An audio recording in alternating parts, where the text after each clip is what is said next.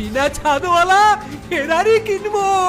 বিনা ছাদ দিয়ে ফেরারি কিনলে বৃষ্টিতে চালাবে কি করে?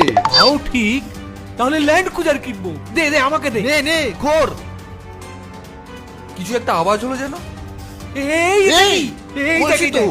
এই আরেকটা কলসি, মনে হয় চাবি আছে। হ্যাঁ হতে পারে। আরে এটা আবার কি? কি এটা? দেখি কিছু তো একটা হবেই। খোল খোল, খুলে দেখ। আরে এ তো আবার একটা চিঠি রে।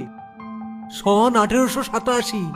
যদি তোমরা এই চাবির কাছে পৌঁছে যাও তাহলে এই মহামূল্যবান গুপ্তধনের অধিকারী একমাত্র তোমরাই।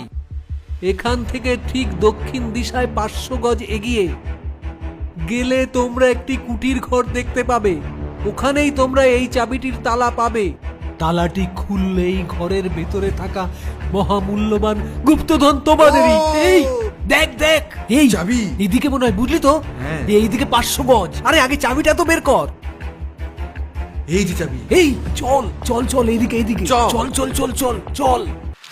497, 498, 499, 500। এই সেই তালা। এই যে চাবি। দে চাবি দে চাবি দে চাবি দে। এসে গেছো তোমরা? বাবা আপনি কে? কে বাবা আপনি? চাবি এনেছিস সাথে? এই বুড়ো মনে হয় সব জানে।